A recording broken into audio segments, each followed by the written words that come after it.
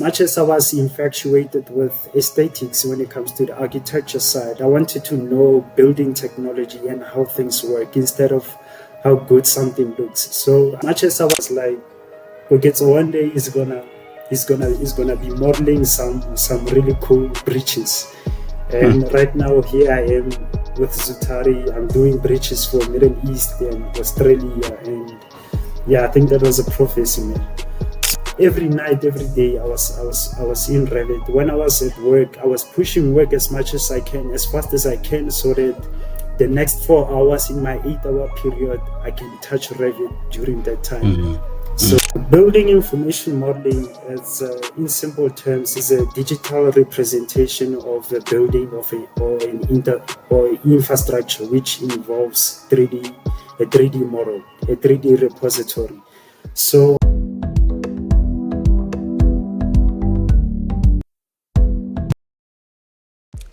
Hi there, welcome to the Grand Vision Africa YouTube channel. Today we are joined by Koketso Thato Modise, a skilled BIM modeler at Zutari's Global Design Center and a passionate advocate for innovation in the built environment. With 6 years experience across consulting and contracting firms, Koketso has worked on diverse projects, from road asset management to cutting-edge solar farms. He is also the creative force behind the VDC Space on YouTube, where he shares insights into building information modeling, also known as BIM, and computational design.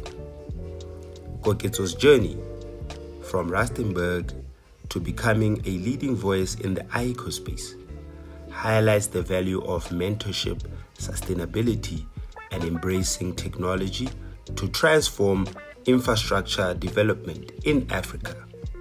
Let's dive into his fascinating story and learn from his expertise. Brother, thank you very much for gracing us with your voice on our platform. We are very honored to have you here. yeah, no, the pleasure is all mine, man. Thank you again for having me, for considering me.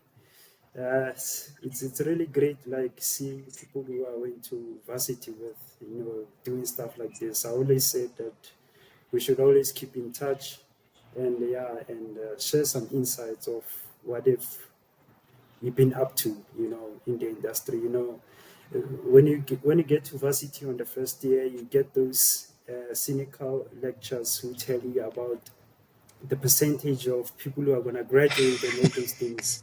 And it's really great seeing, people you went to school with, never letting that thought getting into their head and pushing through with dedication and with resilience. And now we are in the workforce, and we are doing great. So thank you again for having me, man. No, thank you very much. I share the same thoughts as you in that regard. Without further ado, for those who don't know you, I know a little bit about your background, where do you come from, where you went to school, what did you study, and all of that. So perhaps you can share with our listeners a little bit about who you are and a little bit about your background, who you are, and why did you decide to choose the career that you are in now? Yeah, like your introduction, my name is Koketso Modise. I grew up in a mining town in Rustenburg, Northwest, and after school, I decided I should take a break. So, like, I took a gap year, and I was still deciding what I wanted to do. And then initially, I wanted to join the Defense Force. So, either Navy, the Army, or, or the Air Force. So, obviously, you can do some of the engineering and other courses in the Army. They can train you on some of the disciplines. You don't actually have to do like the field stuff, if I can put it that way. So I wanted to join the Defense Force. I sent my applications and I didn't get any responses from them. So I think it was a blessing in disguise. And obviously, during high school, I was passionate about sketching and drawing and all those things. So it made me want to study architecture at one point. So I applied for UJ to do architecture, and I think TUT as well. But CUT responded first because I applied for civil engineering and I decided to go with it. And the reason I went with civil engineering is, as much as I was infatuated with aesthetics when it comes to the architecture side, I wanted to know building technology and how things work instead of how good something looks. So I thought civil engineering was the perfect career to show the integration of aesthetics and science working together to make things work for society. So I decided to go with it. So CUT, I think it was close in terms of um, my my blood and also my family because my mother grew up in Bloemfontein. So the campus I studied at was in Bloemfontein. So I think it was one of those things that motivated me to join CUT in Bloemfontein because I was familiar with the place and also I had relatives living there. So it was much easier for me to make things work besides school. So I decided to join them in 2017. That was my first year. And I met some smart people, obviously, you as well. And so the first guy I met, Kalalelo, who is one of my closest friends, and we Clicked. just clicked. You know, Yeah. personalities are the same. I think Sive as well. Sive Mateis was Yeah. one of the first three guys I met.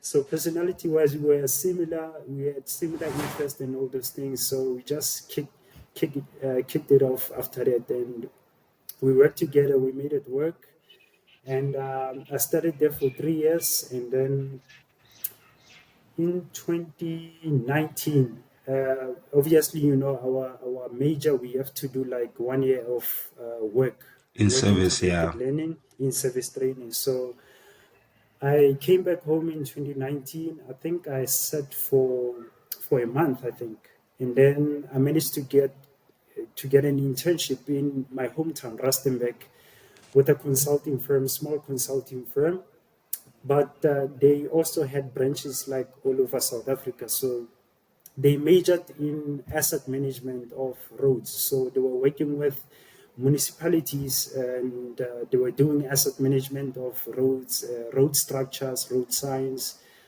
culverts, and all those things.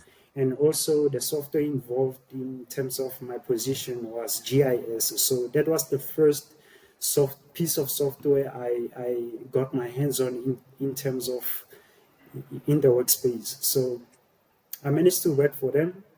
So after 3 months, obviously anything that involves municipalities, there's a lot of controversies. So Yeah. the invoices were not paid, and then after 3 months, they were like, "No, we cannot pay you. We cannot pay you anymore. So we have to let you go." So they let me go. I didn't take it personally, but it opened my eyes to the fact that nothing is certain. So after that, I stayed like for a month at home, and eventually they called me. I think after 3 months, and they told me that the relationship between our clients is resolved. They managed to pay our invoices and all those things. So they sent me a new contract for, I think, for 2 years. And they were like, if you want to come back, you can come back. And I didn't have anything on my side, and I decided to come back. So I worked there for another 2 years, and I obviously learned a lot. My first mentor I had was the guy by the name of Tumisang Kairetsi. And he was one of those guys who were experienced in their field. They knew a lot about asset management, and he certainly taught me a lot of stuff. So he left, I think, on my after I got the new contract, and then after my first, he left in 2021 when I graduated. So after I Okay. graduated, he left, and I had to like take much of the workload, because I was a bit more experienced in that position, and that's why it was with the consulting firm.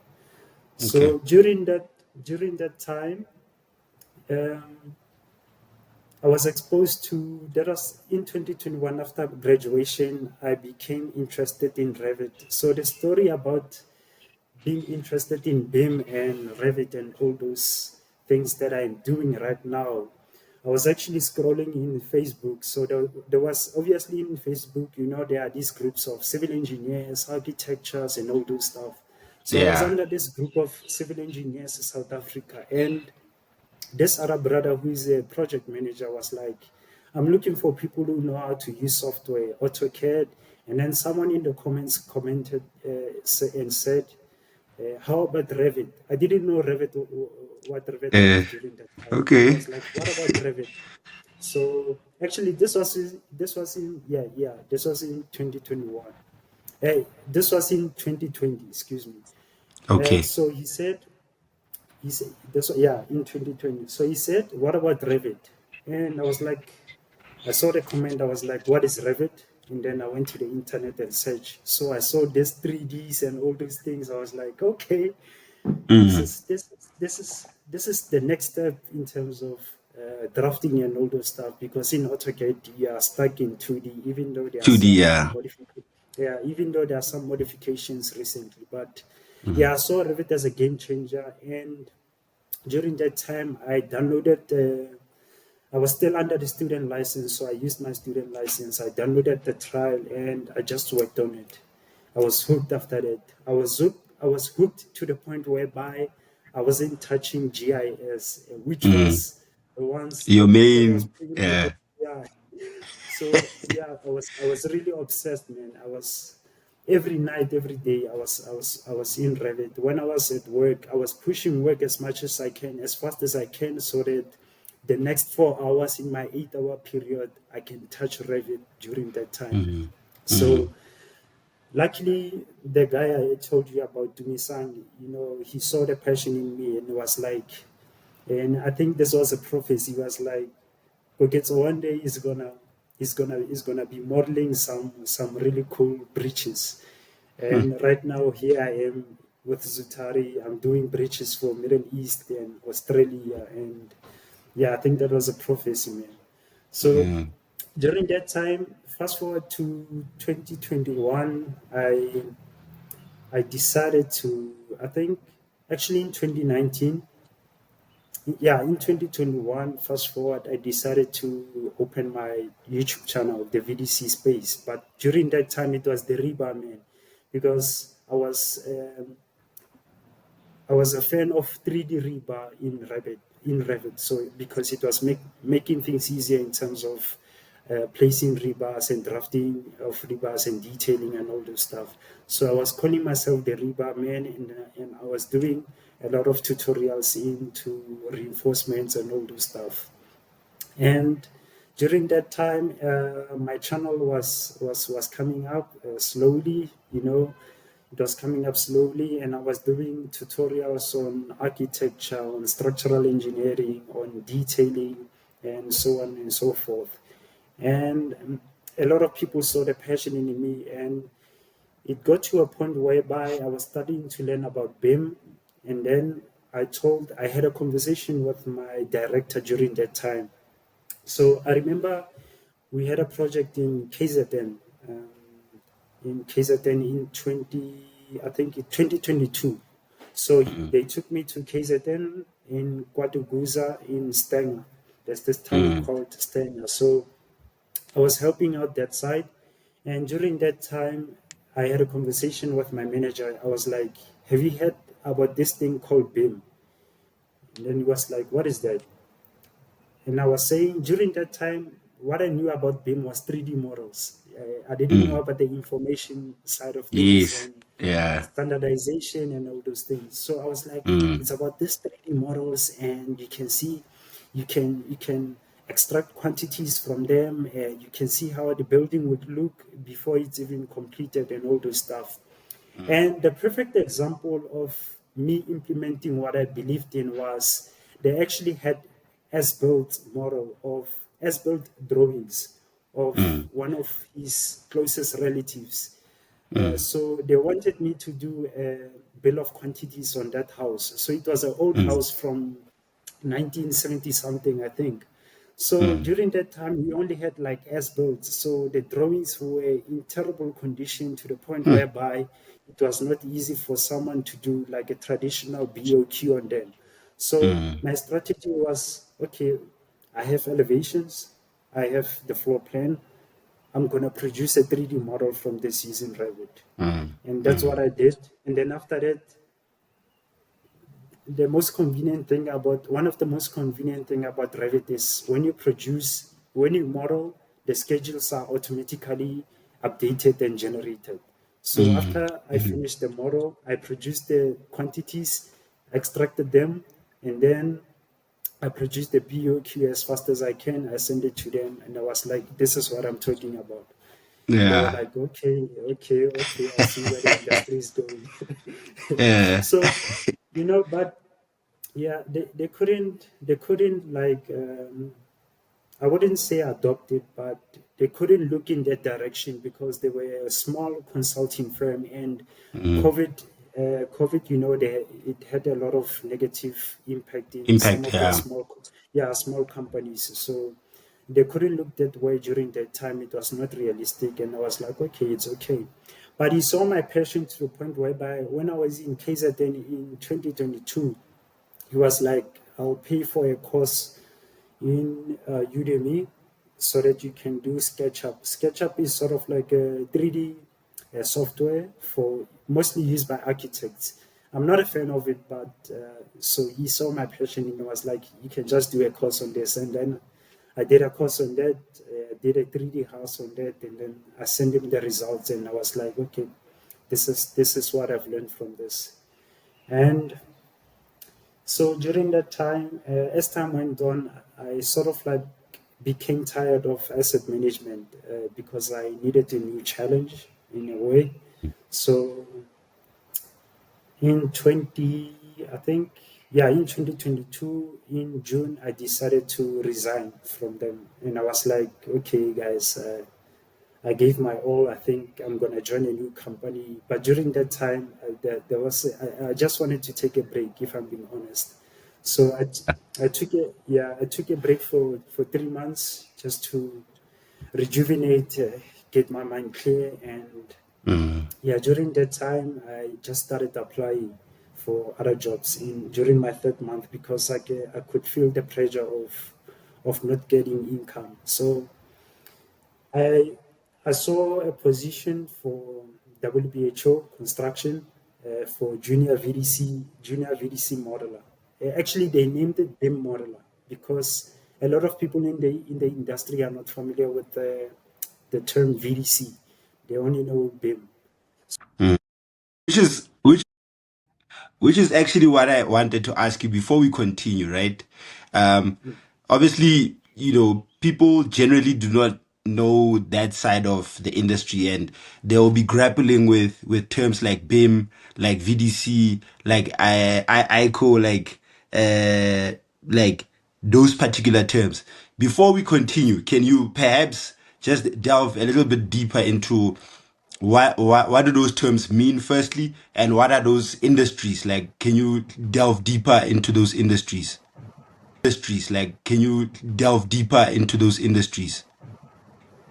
Yeah, okay. Building information modeling, in simple terms, is a digital representation of a building or infrastructure, which involves a 3D model, a 3D repository.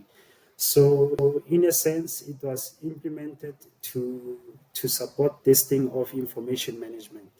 So some of the more junior guys, like me when I was coming up as a junior, all I knew about it was 3D models. That was it. That was until I got the right mentors around me who said, no, it's deeper than that. It's all about the information. So the I in BIM is information, which is the most important aspect of BIM. So in a sense, BIM, I wouldn't say it's an industry, but it's a sort of like a support service because you have a choice if you run a company to run your projects using BIM implementation or not, or whether you want to adopt it or not. So that's why it's difficult for some of the people who are stuck in their old ways to go along with it, because Yeah. it involves change management. You know what I mean? So, in a sense, BIM, it's all about information management throughout the project lifecycle. And I think it was implemented on the basis of making things easier when it comes to sharing information, collaboration between different sets of stakeholders. So when it comes to VDC sort of like branches away from BIM, but they are similar in such a way that it's also all about information management. It's a different case in the sense of a VDC. It's mostly applicable to contractors. So it's virtual design and construction. So it's applicable towards contractors. In BIM, it's more applicable towards consultants or designers. So VDC was established on the basis of providing better collaboration within consultants and contractors, and also other stakeholders such as quantity surveyors and subcontractors, and so on and so forth. Okay. Okay. That makes a lot of sense. And would you say that that is what you are specializing in now? Yeah, I would say that. So BIM came along with different positions. So essentially, the way I look at them is BIM modeler, and we have a BIM specialist. So a BIM modeler actually produces a digital repository of a building or an infrastructure. They're basically modelers, and slash you can have BIM detailers, which are basically traditional draftsmen who are able to work in a 3D space.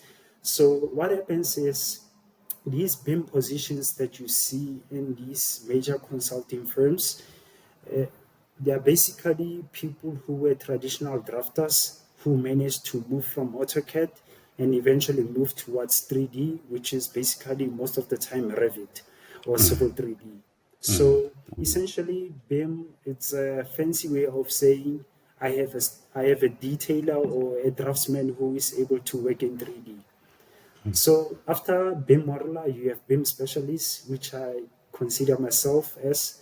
BIM specialists. Eventually, they make a repetitive task easier in such a way through the process of automation, computational design. They may produce dynamo scripts. They may work with programming languages such as Python, C Sharp, JavaScript, and so on and so forth, just to make things easier. For instance, if you are if there are so many changes in a design and we are using a bridge model as a basis of our design, so we have a bridge model for design intent.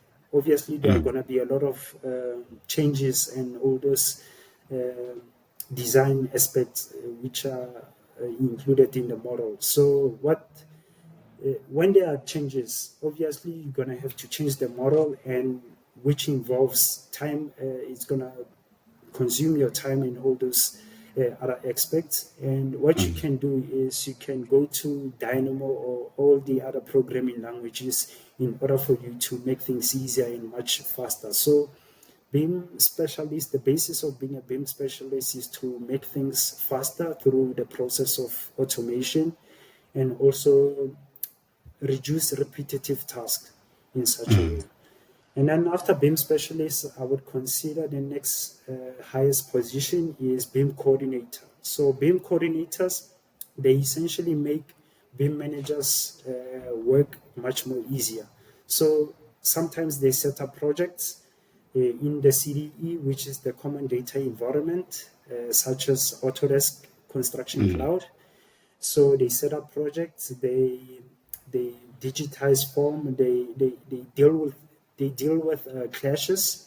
So for instance, if they get multiple models from BIM modelers from different disciplines like structural, architecture, MEP, electrical, plumbing, and then they decide to federate it or combine it in a single platform, They can see the amount of clashes there are when it comes to different sets of disciplines in a single interface. And then they Okay. will produce reports from that, and then they send it to site. And then in that way, they have saved time, and also they have saved cost. So BIM coordinators are very much important in the BIM space and in the BIM world. And then the last position I would consider is the BIM manager. So that's the highest position I can consider in the BIM space. BIM managers also, they basically implement BIM, if I can put it like that. So we have a lot of them in my company, which I'm learning a lot from them. So they also set up projects, and they also liaise between different sets of stakeholders. They deal with the risk assessments, capabilities of the people who are below in position, the capabilities and also their skills. They deal with sending out drawings, packages to our clients, and all those things. So they are basically the bridge between the clients and also the the the consultants or the contractors or the subcontractors. So that's basically the basis of BIM. You've given a master class of basically the future because um, everywhere you look, even when it comes to job applications, that is the direction that the industry is going. But my question about the whole BIM space, right? Does the BIM space automatically get rid of the traditional drafting, AutoCAD Civil 3D jobs, or it just integrates them better? How would you talk about that, especially with regards to the people that are still in the traditional spaces? What is their relevance? How do they integrate to this BIM space? No, considering the fact that we are still building from 2Ds, I wouldn't say it replaces traditional draftsmen. So it's up to the individual to move with the times. So, for instance, I have a one guy in Zutari who is working under the mechanical department, who is a traditional draftsman. He's an OG. He started straight from paper, and then moved to AutoCAD, and then eventually moved to Revit. So it really depends on the individual. So I wouldn't say it replaces them, but it shows them where the industry is going. So most of them, they agree with what how easy it is to do things in 3D, so they go along with the industry. So, like I said, we are making money from 2Ds. Some of the consultants and the departments, that's how they sell their skill.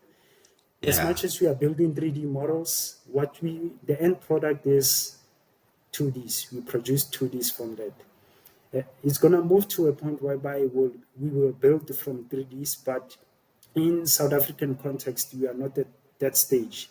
I know in some Scandinavian countries, like Norway, they build from 3Ds. I know there's a bridge whereby they build from straight 3D models with no drawings inside. Guys were walking around with iPads outside, looking at the 3D model inside and measuring everything right in the model. And also the Everton Football Stadium in Liverpool, it was built straight from 3D model, a digital repository. So the guys were working at site with iPads, and everything was just construction specs were specified in the materials, in the walls, in the concrete elements, and everything. So yeah, that's where we are going. So to answer your question, no, it won't replace them, but it will certainly show them where the industry is going. So eventually, most of them, as much as they are, some of them who are resistant to change, they will eventually go with the times and adopt 3D modeling, and yeah, they will be set. Okay. Okay. Very interesting perspective. And how prevalent is um, like BIM modeling in projects across the country? Would you say, like in terms of like on a scale of 1 to 10, 10 being it's very prevalent and maybe one is completely not prevalent, in construction projects? How prevalent is this sort of move towards BIM modeling? I think it's still picking up. If I speak from a South African context, I think it's still picking up, but there are statutory bodies and professional affiliations like SANRAL and CIDB who are on board with BIM implementation and submitting 3Ds as a contractual obligation. So having SANRAL and CIDB on board, I think we are moving in the correct direction, in the right direction. So I think I would say, at the scale of 1 to 10, I would say 4 at the Four. moment. Okay. Yeah, because the small consultants and small contractors are not at that stage. So it's only the big guys like WBHO, Stefanuti Stocks, in the consulting side, Zutari, AECO, WSP, SMAC, Royal Asconi. The big guys are eventually the ones who see the potential and who are adopting 3D. It's just unfortunate that in some of the projects in South Africa, we have old school engineers who are very robust and who are not prone to change, who require 2Ds because we have been building things from 2Ds. So I would say at the scale of 1 to 10, I would say at 4. It's still picking Okay. up, but I think I see the vision. In 2030, I think we might see a lot of progress. Okay. All right. It makes a lot of sense. In terms of your position at WBHO and your current position that I believe is at Zutari, in terms of BIM modeling, what did you actually do in those two? Yeah, so in a context of BIM, I think it differs when you are under contractors and also when you are under consultants. So the reason, one of the reasons why I left WBHO was to see BIM in the context of consultants. So let me start with WBHO. So as far as my position, I was a VDC modeler. So my job was to digitize and convert 2Ds into 3Ds. So what happened was we get 2Ds from consultants, either PDF, the DWG AutoCAD files, or sometimes, either PDF or DWGs, AutoCAD files. And then after that, I interpret the drawings, I interpret the files, and then I produce a 3D model from that. So the vision was, considering the tender stage takes like 3 weeks, I have to produce like a 3D model in a space of 5 days. They called it the 5 day challenge. So I interpret the 2D drawing, I produce a 3D from that, I send it to the estimators, they extract quantities from that, or they use it for construction planning, or they can use it for other stuff like scheduling. And then during that time, they can maybe respond to a tender and they can make informed decisions on how they can approach this certain project.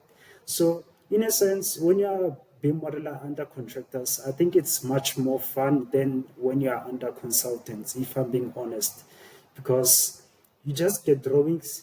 It's a basis of replication when you are under contractors. So you're just replicating what you have on the 2Ds, convert it to 3D, and then check if there are any clashes and all those things. And you can just produce a lot of important information which can be valuable for the guys at site. For instance, the first project I was involved in was a project called Balo Park, which is a mixed-use building in Sandton. So I got the drawings from the architectures and also the structural engineers. I managed to interpret the drawings. I produced a structural model which consisted of concrete structural elements, and then I produced the architectural model. I linked them together. I saw what it looked like. So during that time, my director said, "We must take things slow. It's your first month." And I was infatuated with BIM terms and BIM methodologies and terminologies. And I was like, okay, I finished the model. Now I want to do 4D BIM. And he was like, oh, you should come down. We established this new department. The higher ups have to be on board. So we have to take things slow. After you produce a model, our use case for this is going to be visualization, because the guys at site can see what the building would look like after they have built it. So after that, I exported the model to IFC, which is industry foundation class. It's sort of like a PDF version of 3D models. So you can convert a Word document, Excel spreadsheet to PDF. So it follows that same logic in 3D Okay. in 3D model terms. So context. So I sent the model to the guys at site. They were able to interrogate it and saw how the building would look like. So when you're under contractors, if I can put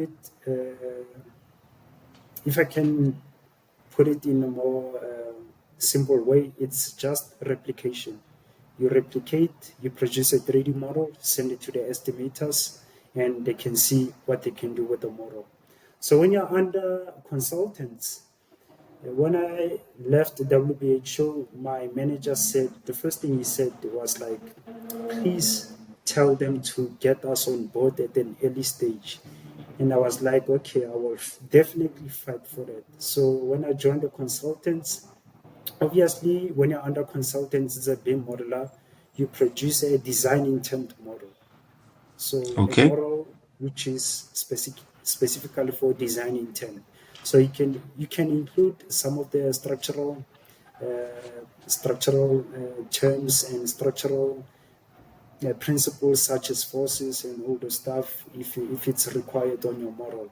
So when my manager said they should get contractors on board at an early stage, he meant like they should send us 3D models instead of 2D drawings at the later stage, so that it makes things easier, and also it it kind of takes off the pressure for the modeler under contractors, because he doesn't have to produce a high level of detail model in a space of 5 days, which Okay. sometimes it's impossible. So you have to, when you're under contractors, it's a basis of taking a design intent model from consultants and then convert it into a BIM construction model, which Okay. means you have to separate every element according to its levels, according to its construction joints, so that it makes it easier for planning and also separating quantities. So, for Okay. instance, when I was working for that project I told you about, I managed to get my hands on the BIM model from architects. And what they did was they modeled a lift shaft as a single wall, as a single sweep, without separation in terms of the levels. So what I managed to do was I took the lift shaft and then I separated according to the levels, because it makes it easier for the amount of concrete that can be poured in a single level when it comes to that certain lift shaft. So that's the basis of modeling under contractors. But when you are modeling under consultants, it's a different ball game. You have to pay much attention to the design intent, and there are a lot of changes, and the model is not the be all and end all when it comes to consultants. What you have to produce after that is the drawings. Yeah. Okay. Okay. All right. So I am a student, or I am a young professional who is, doing the usual consulting work, construction work. I'm a site agent. Would you advise me to learn about BIM? Like, what's your advice to young people about BIM? What is the value of being able to like design, or to be able to draft, or to be able to be a BIM modeler? What's the value of it, and do you believe it's for everyone? I think it depends whether you like it or not. The industry is shifting that way. Eventually, it's going to come from a legislation standpoint, whereby they say if you are not if you are not delivering this project through a BIM process, we cannot award you this project. So Wow. it has reached that case in the Middle East. I saw it with some of the projects that we have. Every project that we involved in, we have to respond to it through a BIM implementation. So that's why so many big consulting firms are employing BIM consultants, BIM managers, so that they can get their hands on international projects. So what my advice to small consultants and small contractors, I would say, this is where the industry is going. So just you have to act fast at this point, because it's going to come from a legislation standpoint.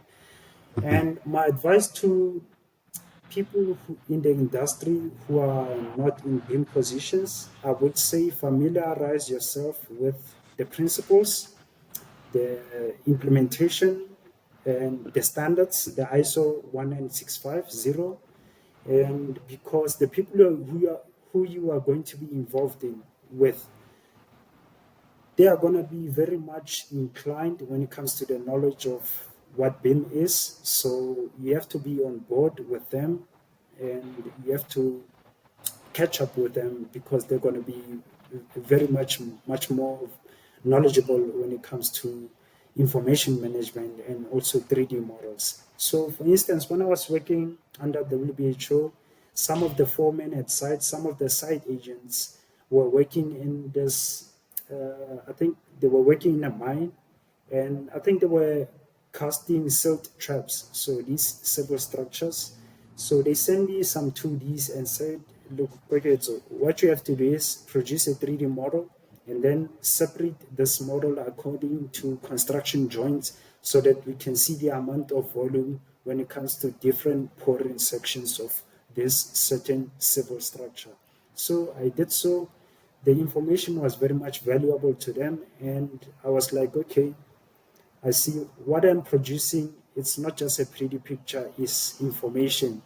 That's why they always stress this thing of metadata, which is basically information you include in a 3D model. So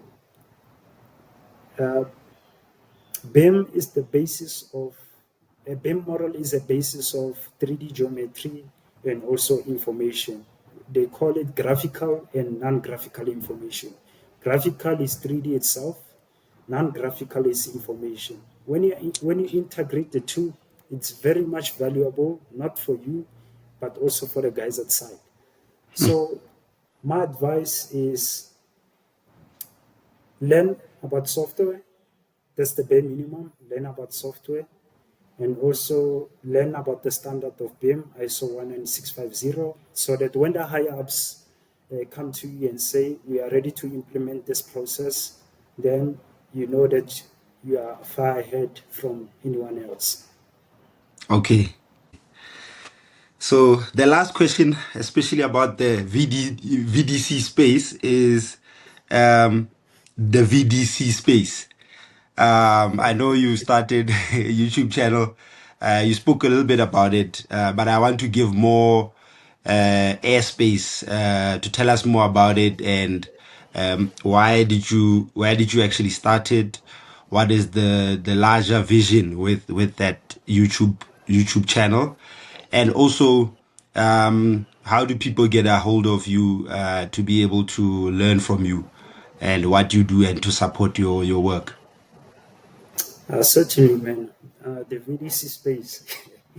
That term was inspired by working under contractors, obviously, because initially my channel was the Reba man, because somehow I was passionate about Reba, but right now I'm not really a fan of of detailing because too many changes during the design. So, but anyway, it was the Reba man, and then when I was working for WHO in 2023, I decided to to go back to my channel because I put it on pause when it was COVID-19. And in 2023, I managed to draft a plan on paper. Was like, okay, I'm rebranding right now. Uh, this is what I specialize in. This is VDC. I'm very much experienced in this. So I'm just going to change my channel to the VDC Space. Eventually, I actually said from the start it was going to be the VDC Corner. And eventually I changed it to the VDC Space. And then after that, the basis of my channel is to represent the creative side of using Revit and Civil 3D. So for instance, I can just show you a tutorial whereby I produce a building which involves precast concrete columns with a cobble. And then the building would be very much ugly in a way that when you look at it, I was like, this doesn't look good. But the point of that tutorial was to show you how a concrete column with a cobble, how it works with its parameters, and how Autodesk managed to build it, and how you can configure it to suit your needs. So for me, it's a basis of the creative side of using Revit. So I'm getting a lot of positive reviews from people overseas, India, South America, America, Middle East. People are emailing me, talking about collaboration, especially when it comes to the bridge modeling side of things. So what I managed to do was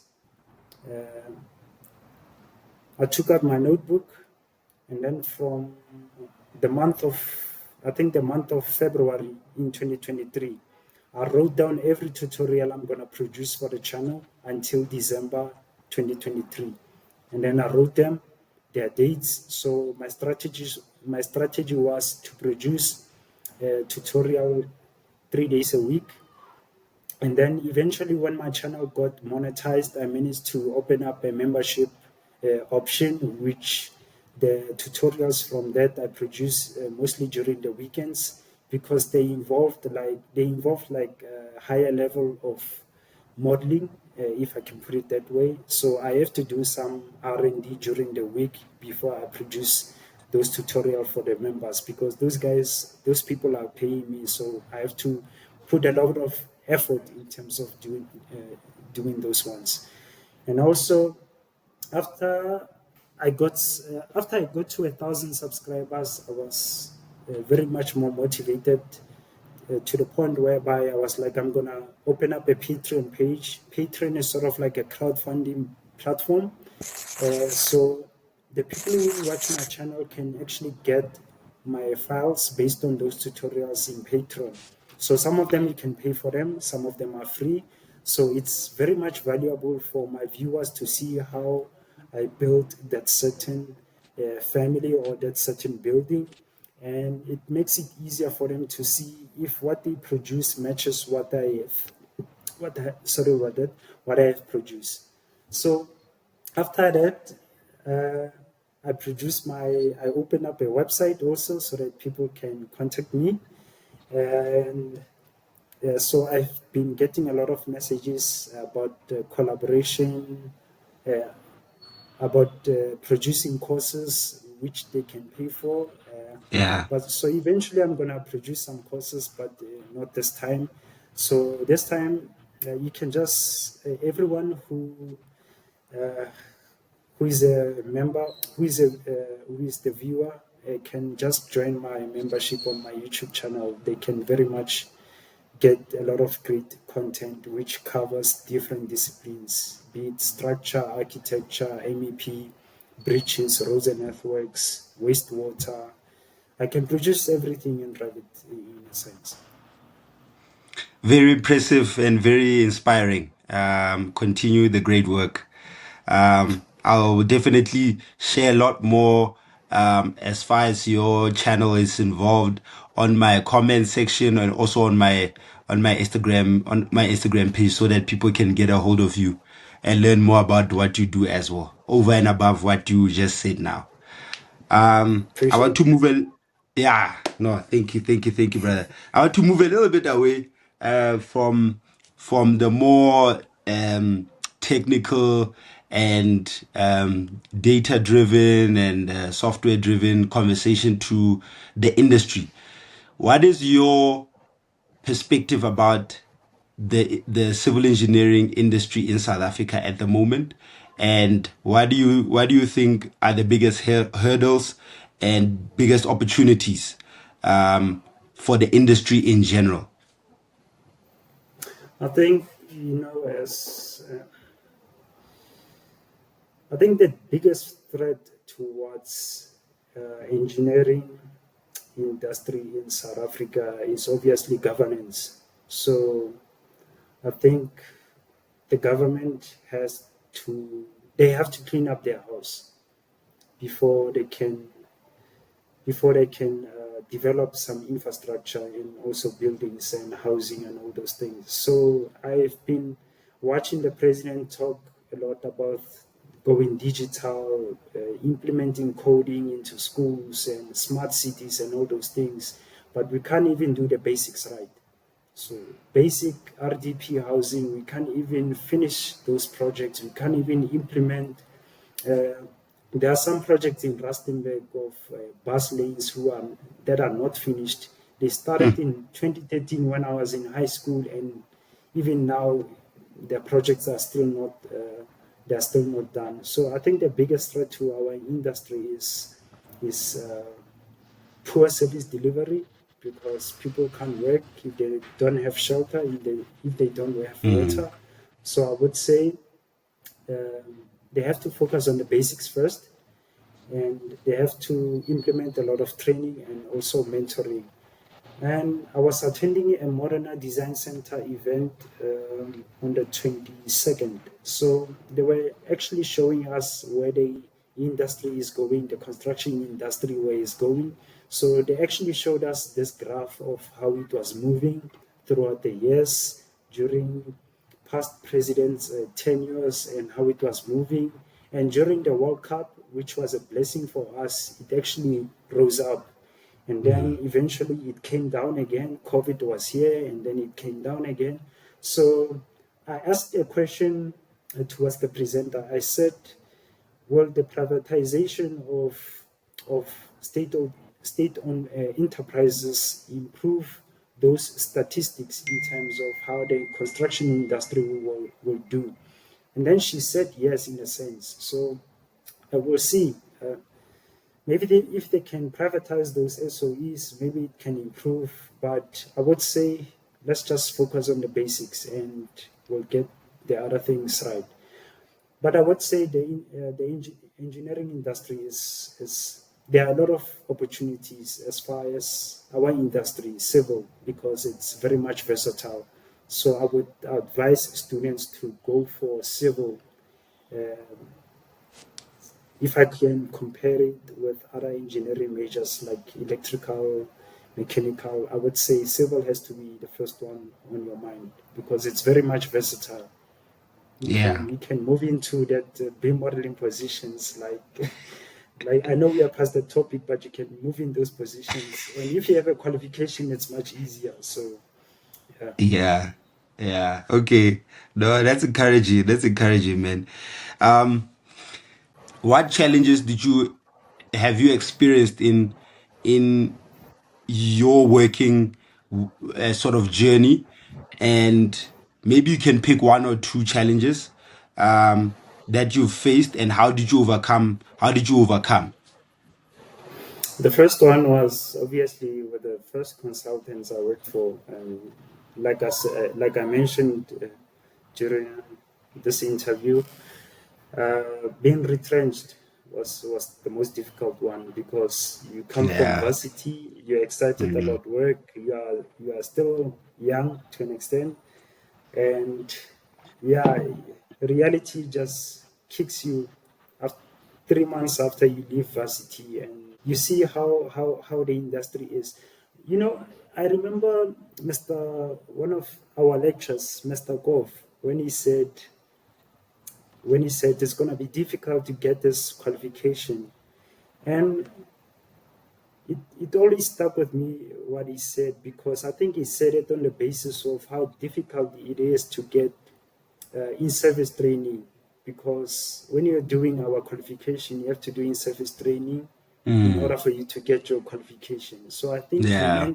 he meant it on the basis of not how challenging the course is, but how difficult it is to get a job in this industry. So, which answers your question. It's difficult. It's difficult, guys. So it's difficult to make it in the industry. So I would say the second challenge is the second consultant I worked with. It was the first time working for under international projects, Saudi Arabia. So Middle East projects, very much demanding. You don't sleep, you lose sleep. And for me, it was very much challenging to the point whereby I was making silly mistakes. And they are very much, when it comes to detailing and producing drawings and all those things, they're very much into detail. So it was catching up with me at one point, and I was losing sleep. I was very tired. I was very unmotivated, and it was very much a difficult period for me. But the two managers I worked under, they were very much supportive and knew how demanding it was. But for me, as a guy who has higher standards, I was very much demoralized in such a way that I didn't want to do it anymore. I actually asked my manager to pull me off the project. That's how difficult it was during that time. And eventually I got involved in local projects, and I took a break from those international projects. So I would say, if you're working under international consultants which are global, I would say the devil is in the detail. Less is more, and just keep things simple and ask questions as much as you can. Ask questions as much as you can. So those projects are very much demanding. So you're not gonna sleep. And yeah, those are the two challenges I faced most of the time. And The would one you move? actually, Okay, go ahead. sorry to interject. Actually, I have another problem that I faced. Not actually a problem, but it was one of those first situations I faced for the first time. So the first contractors I worked for, which was geomechanics, they are based in Lanseria. They were actually doing geotechnical work. So the first project I was involved in was in Gamsberg, which is like 100 kilometers from Springbok in Northern Cape. So we were actually doing drilling, and it was very much a desert where we were drilling. So we were drilling next to a tailings facilities. And so the, the challenges there involved a lot of personal stuff and also like professional side of things. We had to deal with the health and safety guys because they were very much on our neck. When something was missing, they would tell us, and we had to travel like 100 kilometers to Springbok, and we had to buy something that was missing from the checklist and then come back. And then when we come back, they tell us, no, this is missing. So during that time, I was an assistant.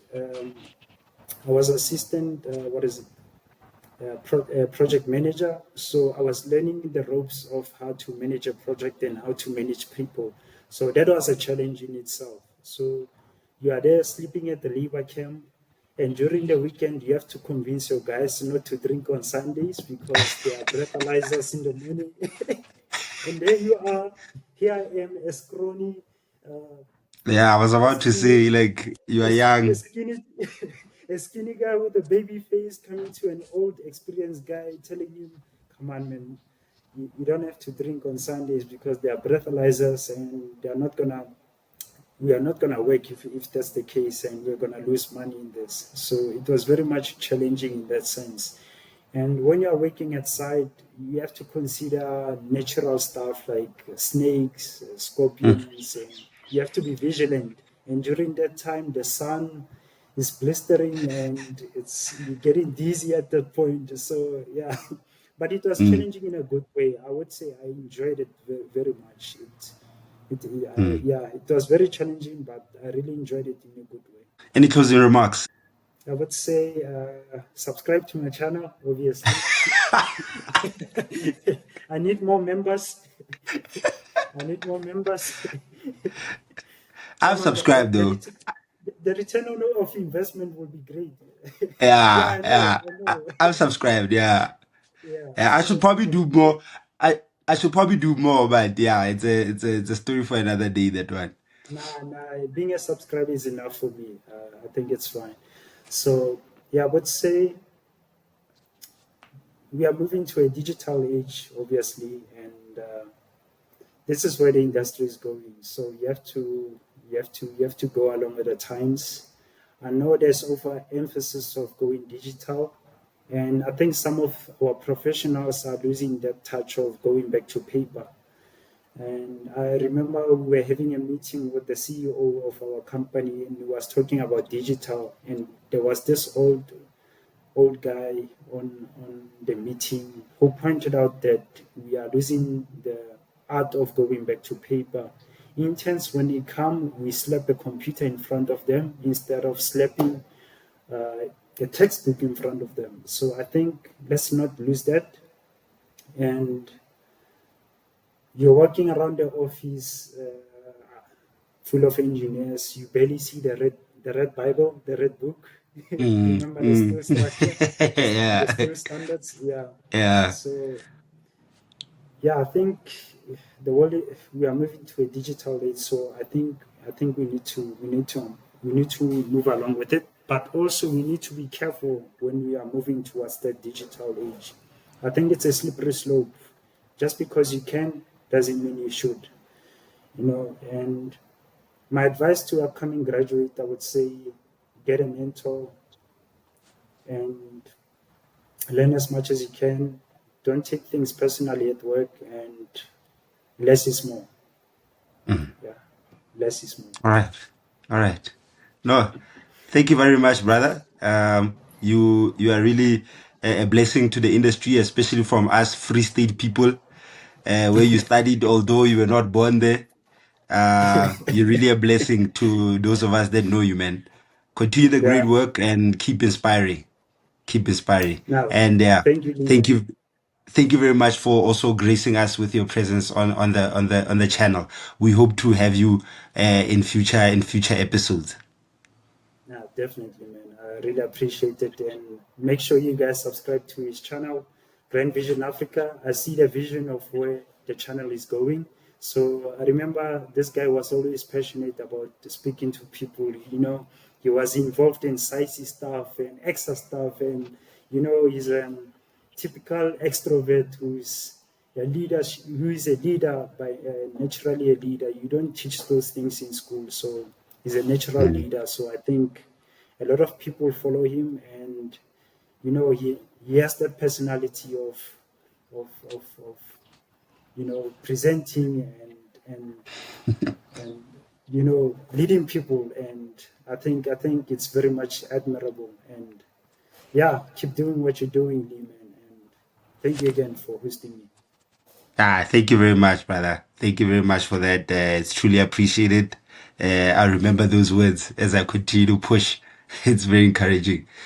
All right. Okay.